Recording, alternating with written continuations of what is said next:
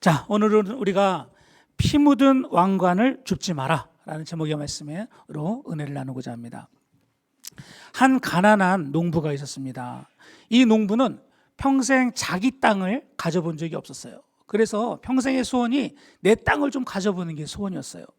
그러던 어느 날 신문을 보는데 광고에 어떤 부자 귀족이 원하는 사람에게 돈을 받지 않고 땅을 그냥 나눠주겠다 하는 그런 소식을 듣게 됩니다.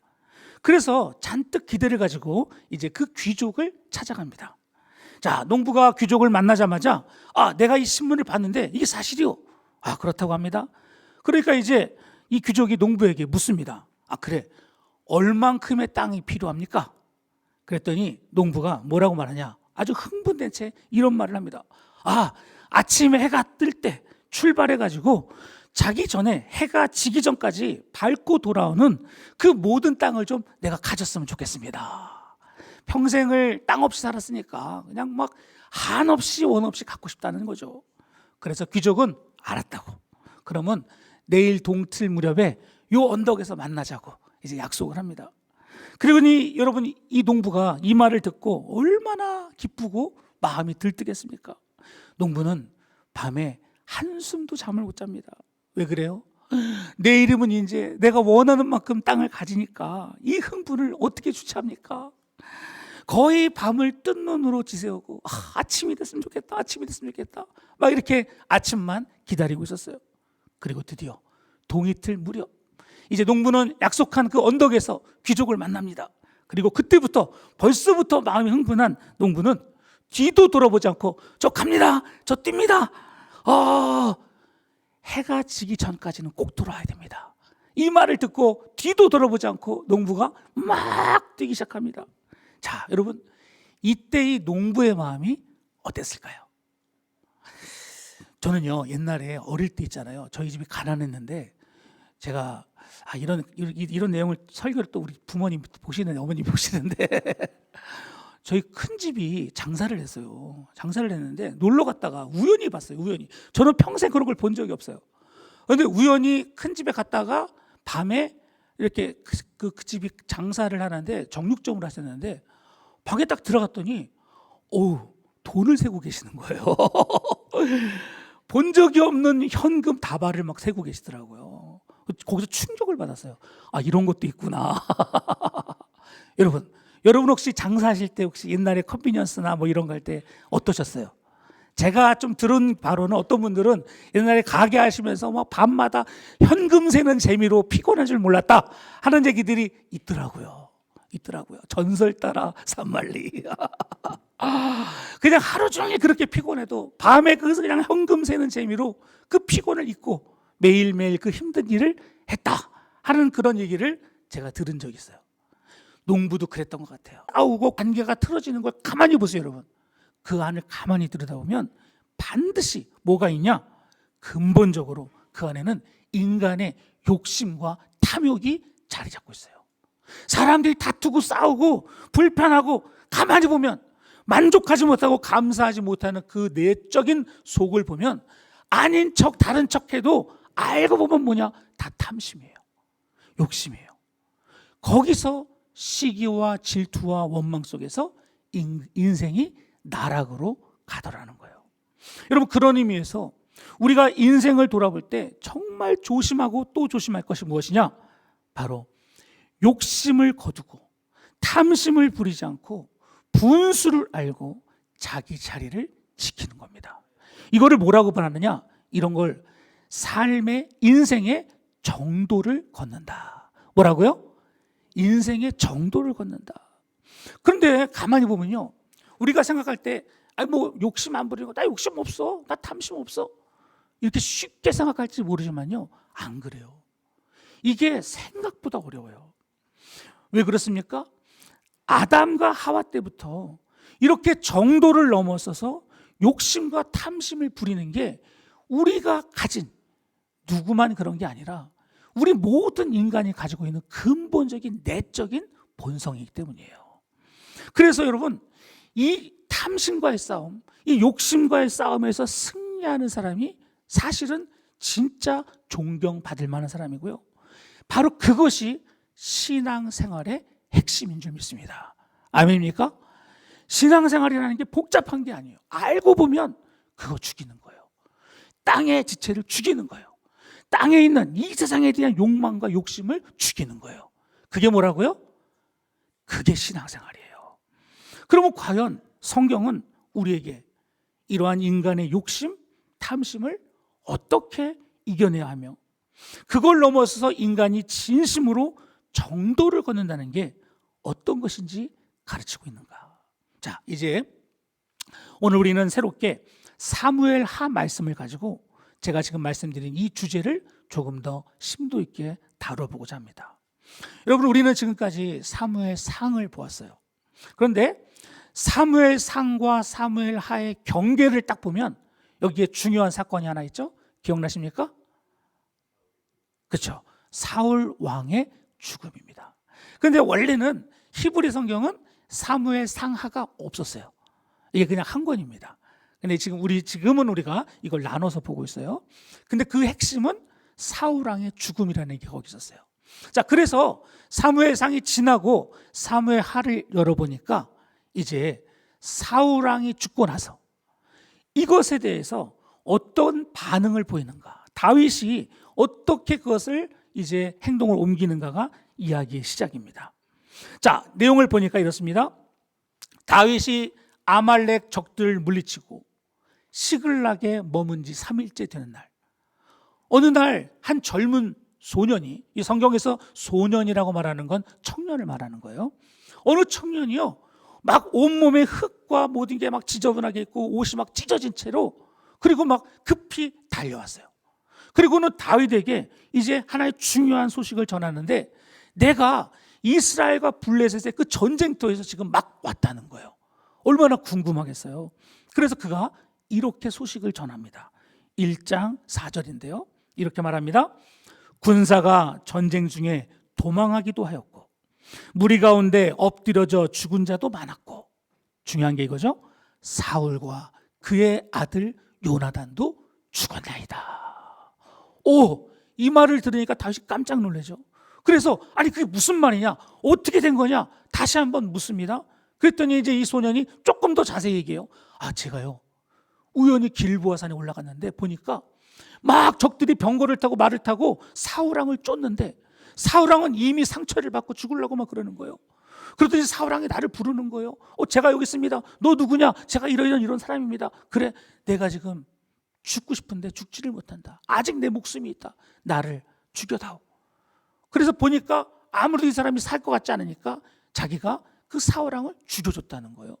그리고 사울왕이 죽자마자 그가 쓰고 있던 왕관과 그리고 고리를 내가 빼서 지금 다윗에게 갖고 왔습니다. 이런 얘기를 한 거예요. 여러분 같으면 이 소식을 듣고 어떤 반응을 보이시겠습니까? 여러분 같으면 지난 10년 동안 나를 그렇게 지겹도록 쫓아다니고 괴롭혔던 그 사람이 죽었다는 소식을 들었을 때 여러분은 어떤 마음을 가지실까요? 그냥 속으로만 생각해도 돼요. 잘됐다. 인간이라면 당연히 야, 진짜 속 시원하다. 그놈 드디어 죽었구나. 이게 보통 사람들의 생각이겠죠. 우리가 생각할 때 당연히 그럴 것 같아요. 그렇죠? 그런데 가만히 보면은 다윗이 달라도 너무 달랐어요. 그는 어떻게 하고 있었는가? 오늘 본문 11절, 12절 제가 일부러 안 읽었어요. 거기 보면 우리의 그런 일상적인 예상을 깨고 그 소식을 들은 다윗이 어떻게 하고 있느냐? 성경에서 자기 옷을 찢는다는 건 슬픔을 표현하는 거예요. 다윗이 그 소식을 듣자마자 옷을 뜯으면서, 그러면서 어떻게 해요? 사울과 그의 아들 요나단의 죽음으로 인해서 저녁 때까지 슬퍼하며 울며 뭐 했다? 금식까지 하더라는 거예요. 여러분, 이게 과연 쇼일까요? 아닙니다. 이게 바로 다윗이라는 사람의 참 모습이라는 거예요.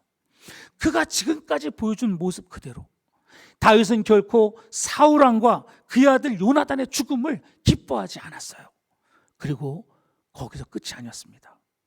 다윗은 이제 슬픔을 거두고 사울 왕과 요나단의 죽음에 대해서 세 가지 반응, 행동을 보여줍니다. 어떤 반응을 보였는지 한번 잘 들어보세요. 첫 번째는 뭐냐? 다시 한번 그 소년을 부릅니다. 그리고 그 소년을 제대로 신문을 합니다. 자, 왜 그랬을까 생각해 보세요. 여러분 기억하실지 모르지만 우리가 사무엘상을 읽었을 때 그 마지막에 나레이션이라는 게 있죠. 설명이라는 게 있어요.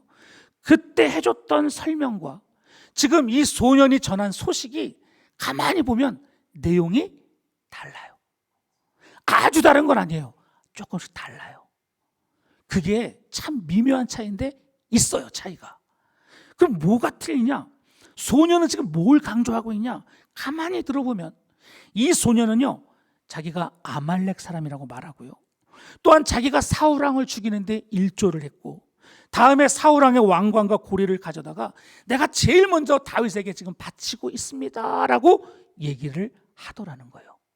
여러분, 이 소년이 이렇게 말한 이유가 뭘까요? 감 잡으십니까? 뭘까요? 예, 그 소년은 말하지 않았지만 제가 잘했죠. 제가 좀 돈이 필요해요. 이 소년의 욕심과 탐심이 그 안에 가득 차 있었던 겁니다. 그는 이 소식을 전해줌으로 인해서 자기가 가지고 온 것들로 인해 다윗이 당연히 크게 기뻐하고 다윗이 너무 좋아가지고 분명히 나한테 큰 상을 베풀리라 예상한 거예요. 그런데 어떻게 해요? 예상과 달리 다윗은 이 젊은이가 전해진 소식을 듣고 사울왕의 죽음과 요나단의 죽음을 듣고 기뻐하지 않았어요. 그리고 심지어 그를 향해 상도 내리지 않았어요. 왜요? 다윗이 그런 사람이 아니기 때문이에요. 다윗은 결코 사울왕과 요나단의 죽음을 기뻐하지도 않았고, 그것 때문에 이제 자신이 곧 즉각적으로 왕이 된다는 그런 생각을 하지도 않더라는 거예요. 우리가 그런 말 하잖아요. 줄 사람은 생각도 안 하고 김칫국부터 마신다. 여러분, 악하고 못된 사람들은요, 벌써 계산이 벌써 쫙 서 있어요. 그래? 그래? 그럼 어떻게 해요? 그럼 내가 이제 왕이네. 할렐루야. 이게 못된 사람, 악한 사람들의 특징이죠. 근데 다윗은 그 생각까지 안 가는 거예요. 그는 오히려 어떻게 해요? 마음을 내려놔요. 자, 이게 얼마나 큰 차이인지 보세요. 보통 사람이면 어떻게 하겠습니까? 아이고, 정말 좋은 소식을 전해줬구나. 그 왕관 가지고 와봐. 어떻게 해요? 사울왕의 피 묻은 왕관을 지가 써보죠. 야, 이거 내가 어때? 좀 어울리냐? 할렐루야. 뭐 이러면서 말이죠. 그 피 묻은 왕관을 쓰면서 벌써 계산이 앞서는 거예요. 이제는 내가 왕이구나. 이게 보통 사람이겠죠. 그러나 다윗은 기뻐하지 않았어요. 그는 오히려 절차와 방식과 과정, 그리고 그가 말하는 모든 내용에서 뭐가 하나님 뜻인가를 철저히 살펴보더라는 거예요. 그런데 소년이 말하는 걸 가만히 들어보니까 아무래도 뭔가 안 맞아요. 실제로 사울왕이 죽을 때 뭐라고 했는지 여러분 기억나십니까? 사무엘상에서 사울왕이 뭐라고 하면서 죽었는지 여러분 기억하세요? 그가요, 이렇게 했어요. 실제로는요, 사울왕을 죽는데 도와준 사람은 그의 무기를 들어주는 사람이었어요. 그걸 뭐라고 말해요? 부관이라고 말해요. 그의 부하였어요. 사울왕은 자기 부하에게 나를 죽여달라고 했어요. 왜 그랬는지 여러분 기억나세요? 중요한 이유가 있었죠.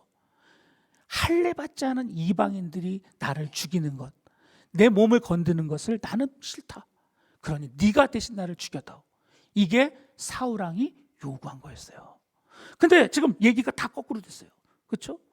여러분, 지금 이 소식을 전하고 사울왕을 죽였다고 주장하는 그 소년, 어떤 사람이에요? 아말렉 사람이에요. 아말렉 사람은 어떤 사람이에요? 대대로 이스라엘의 원수였어요. 그는 이방인 중에 이방인이었어요. 그 모든 사실을 가만히 들어본 다윗은요, 알아챈 거예요. 대번에 아는 거예요. 근데 여러분 잘 생각해 보세요. 만약 다윗이 속마음으로 막 지금 기쁨을 주체 못해요. 겉으로는 막 쇼를 해요. 아이고 슬퍼. 근데 마음은 야, 잘 됐다. 만약 그랬다면 어떻게 했을까요? 따질 필요도 없어요. 뭐가 어떻게 됐는지 그게 뭐가 중요해요. 사울이 죽었는데, 왕관이 이제 내게 있는데 뭐가 중요하겠어요. 근데 다윗은 모든 것들을 따져보고, 그리고 나서 오히려 전혀 들뜨지도 않은 상태에서 정확하게 답을 찾아냅니다. 그는 결코 다른 사람의 실패와 아픔을 이용해서 내가 성공의 자리에 서는 그런 사람이 아니었기 때문에 그렇게 할 수도 있는 상황에서도 흥분하지 않았던 거예요. 그는 결코 하나님의 방식이 아닌 인간의 방식을 원하는 사람이 아니었다는 거예요. 그래서 그가 어떻게 합니까? 놀랍게도 다윗은 오히려 상을 받을 줄 알았던, 그래서 기대에 차 있던 그 이방인 아말렉 소년에게 그를 죽이라고 명령합니다. 16절, 그 이유도 대단하죠. 같이 읽을까요? 시작. 내 입이 내게 대하여 증언하기를 내가 여호와의 기름 부음 받은 자를 죽였노라 함이니라. 다윗이 얼마나 여러분 명석한지 보세요. 이거는 이럴 수가 없어요. 보통 사람은요. 왜? 내가 너무 지금 좋으니까, 지금 당장 내가 왕이 될 걸 생각하면 이렇게 제대로 갈 수가 없어요. 그러나 오히려 다윗은 뭐라? 네가 아말렉 사람인데 하나님의 기름 부심 받은 자를 네가 죽였다고? 그럼 너가 죽어야 되겠다. 이렇게 나간 거예요. 사랑하는 여러분, 이게 바로 다윗의 분명한 믿음과 원칙입니다.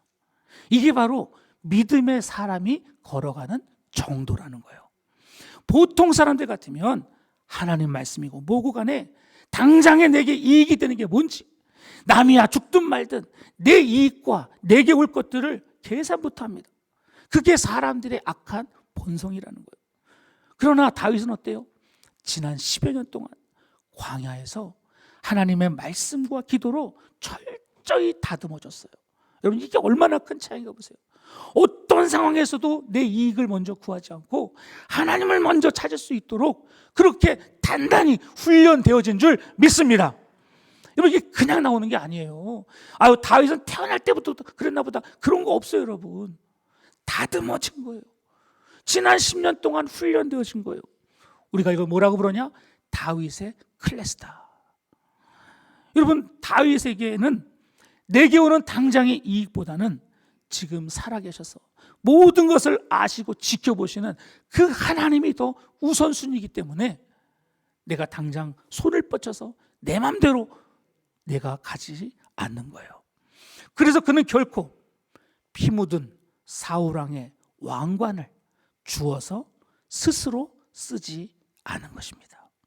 그의 죽음을 더럽히거나 뭉개버리고 자기가 곧장 자신의 이익을 위해서 뭐든지 할 수 있었지만 절대로 그런 악한 것에 미끼를 받지 않았다는 거예요. 여러분, 이게 바로 신앙이고 믿음입니다.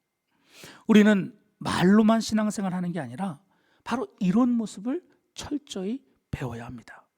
그런데 보세요, 여러분. 자, 제가 지금부터 조금 심각한 얘기 드려요. 우리가 세상 일이나 교회 일을 하다 보면 여러 가지 유혹이 많이 있어요. 자칫 잘못하면 눈먼 돈이나 교회 돈을 쉽게 쓰기도 쉽고, 혹은 내가 가진 직위를 이용해서 내 마음대로 이렇게 저렇게 하기가 쉬워요. 어떻게 하든지 내가 원하고 바라는 대로 사람들을 움직이고 싶어 해요. 세상이 다 그렇죠.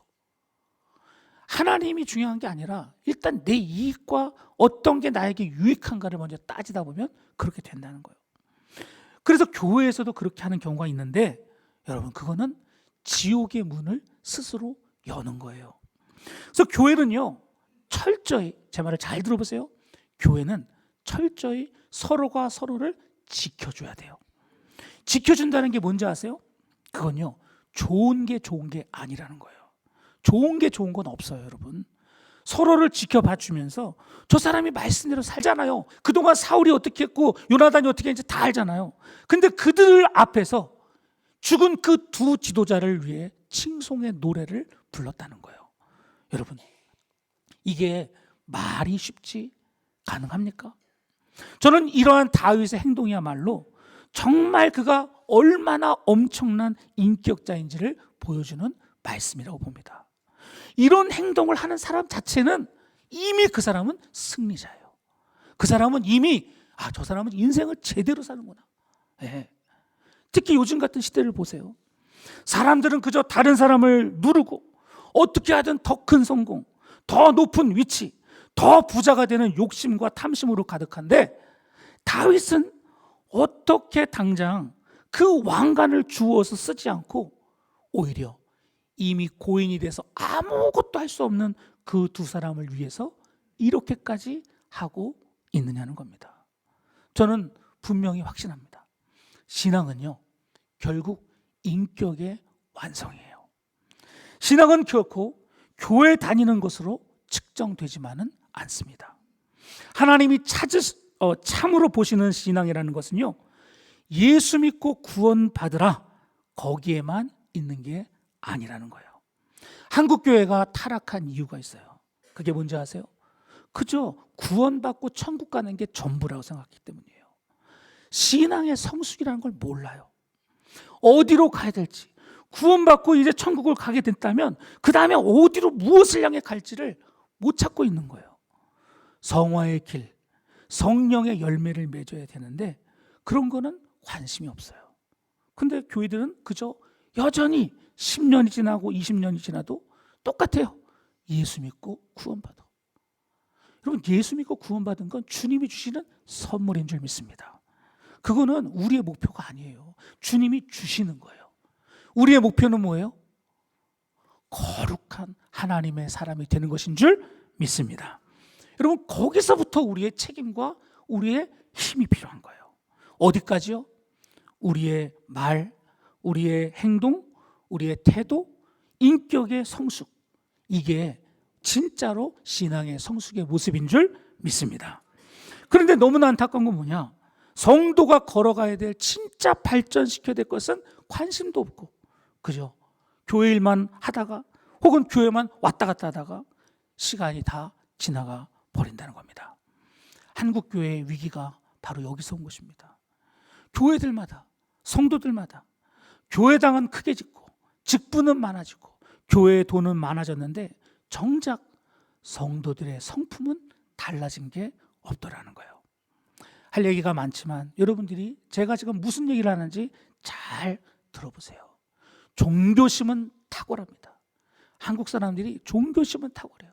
그런데 정작 발전시키고 성숙해야 될 것에 대해서는 나 몰라라 하더라는 것입니다. 하물며 그 위대한 다윗이 이미 죽어서 아무것도 할 수 없는 그들을 향해 어떻게 대우를 해드렸는지를 잘 보아야 합니다.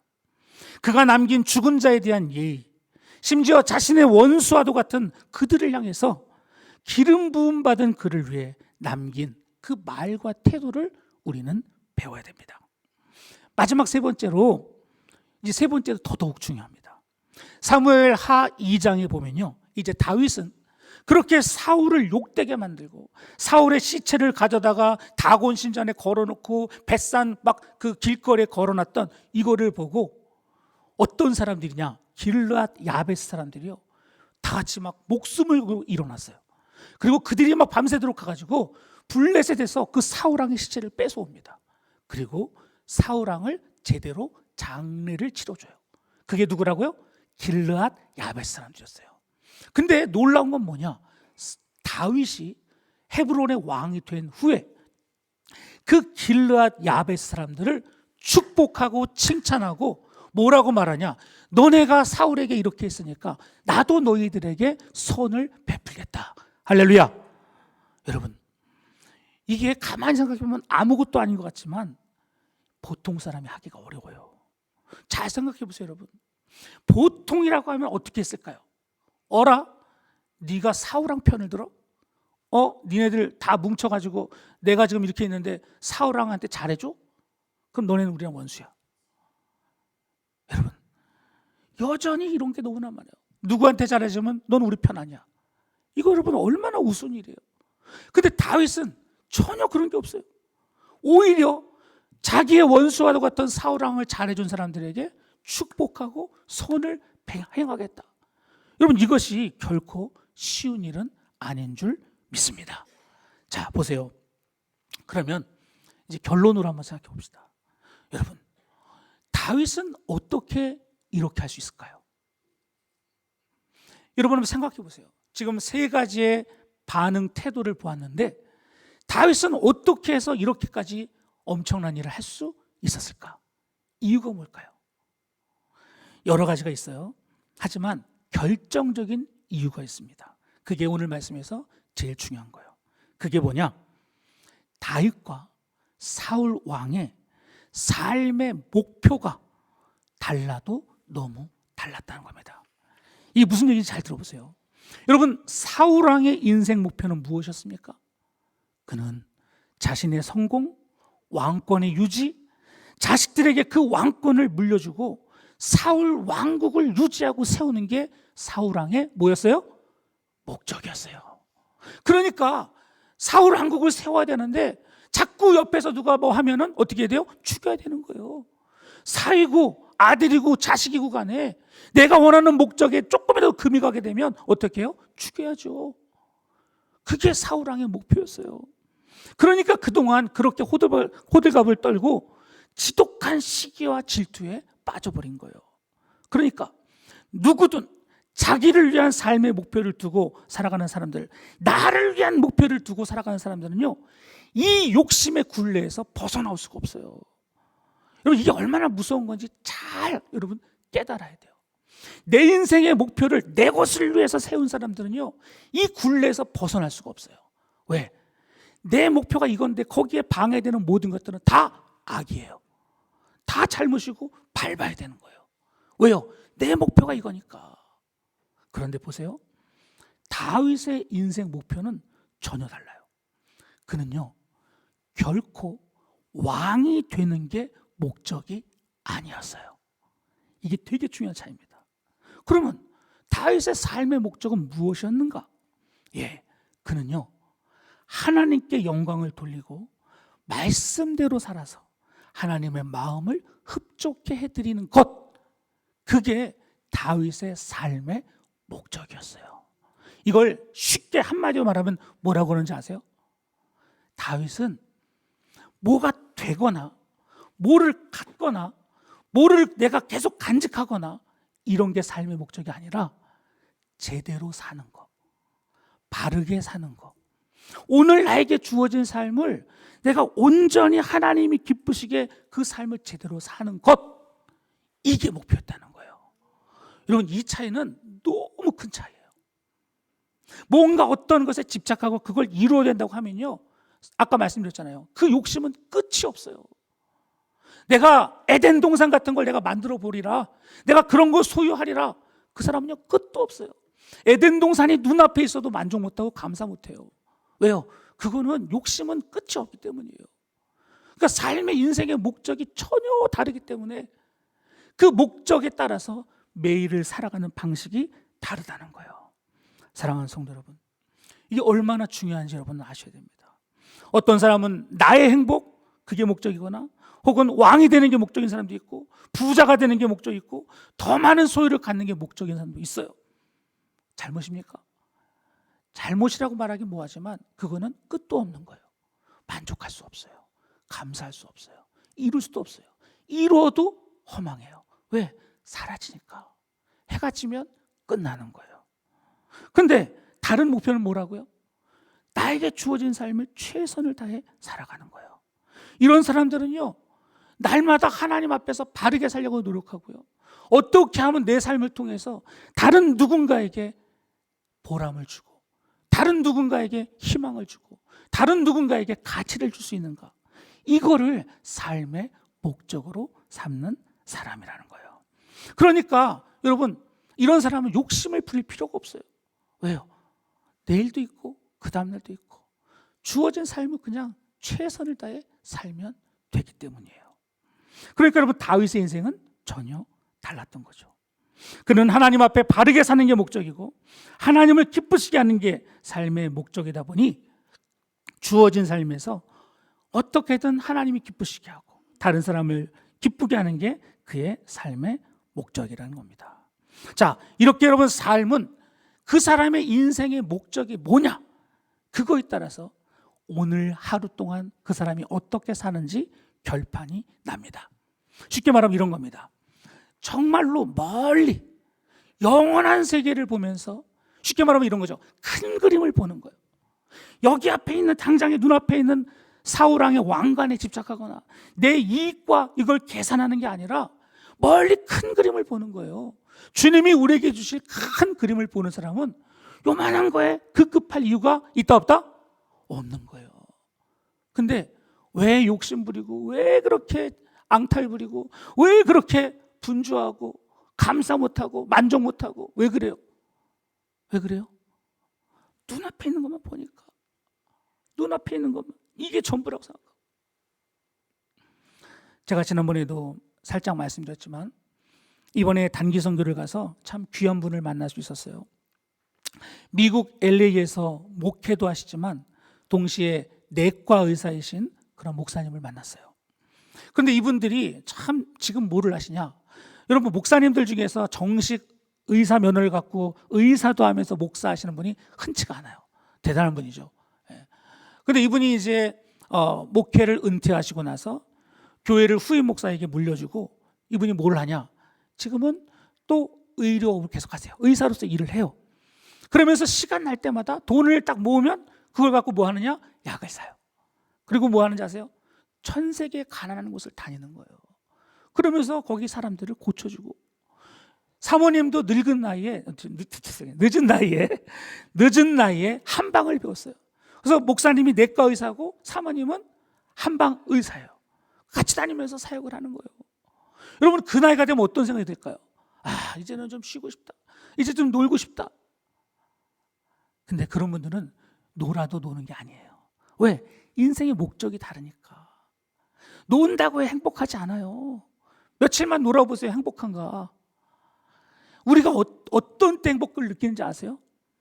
가치 있는 삶, 나를 통해서 그 누군가를 살리는 그 기쁨을 볼 때 거기서 진짜 큰 기쁨과 행복이 오는 줄 믿습니다.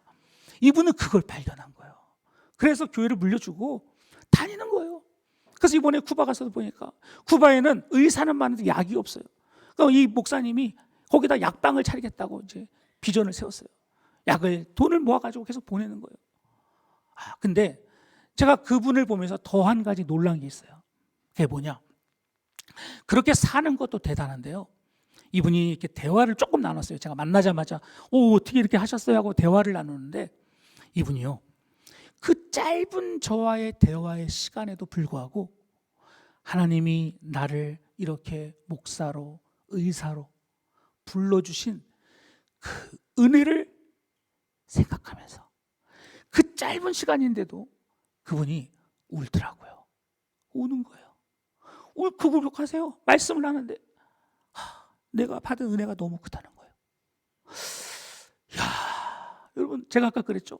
기도하면서 은혜는 받은 사람이 아는 거예요.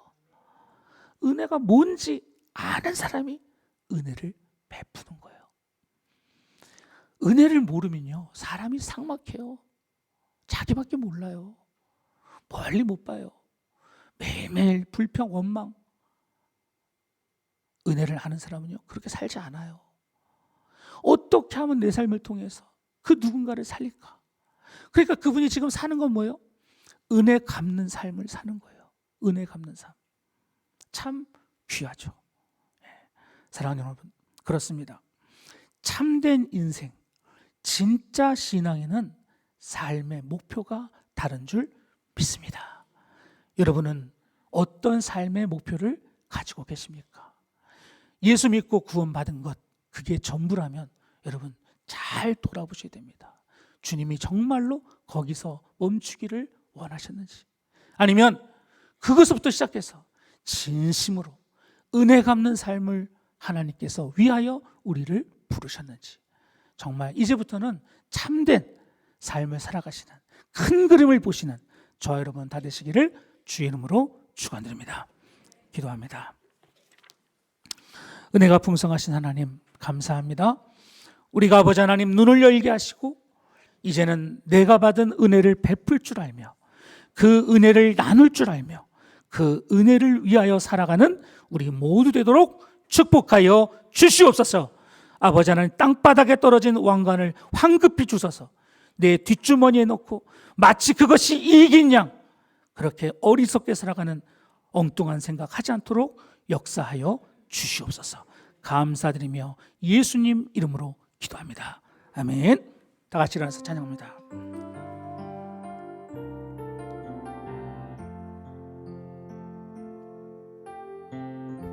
삶의 작은 일에도 그 마음을 알기 원하네.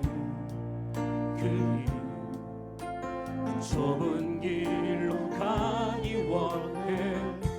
나의 작음을 알고 그분의 심을 알며 소망 그 깊은 길로 가기 원하네.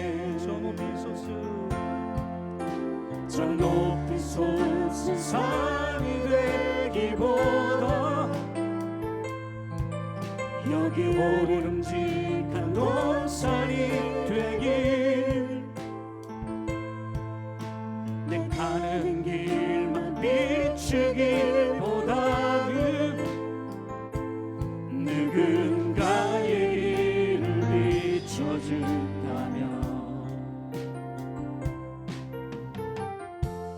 내가 노래하듯이 또 내가 얘기하듯이 살기 난 그렇게 주기 원하네.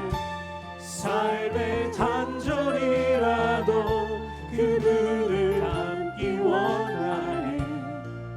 사랑 그 높은 길로 가기 원하네. 저 높이 솟은 산이 되기보다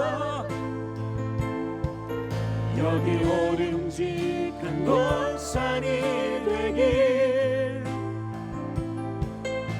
내 가는 길만 비추기보다는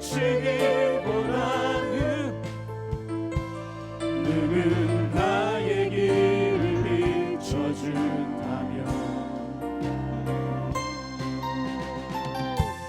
내가 노래하듯이 또 내가 얘기하듯이 살기 난 그렇게 죽기 원하네. 삶의 한 절이라도 그분을 안기 원하네. 사랑 그 좁은 길로 가기 원하네. 그 깊은 길로 가기 원하네. 이제는 우리를 억만죄에서 구원해 주신 우리 주 예수 그리스도의 은혜와 하나님 아버지의 극진하신 사랑과 성령님의 위로, 충만, 치유 그리고 성숙함의 은혜가 이제 이 말씀을 듣고 땅에 떨어진 왕관이 아니라 하늘의 영원한 소망을 품고 받은 바 은혜를 베풀며 나누며 살기로 다짐하며 세상으로 나가는 사랑 우리 소망의 모든 식구들 머리 위에 이제부터 영원토록 함께할 지어다. 아멘.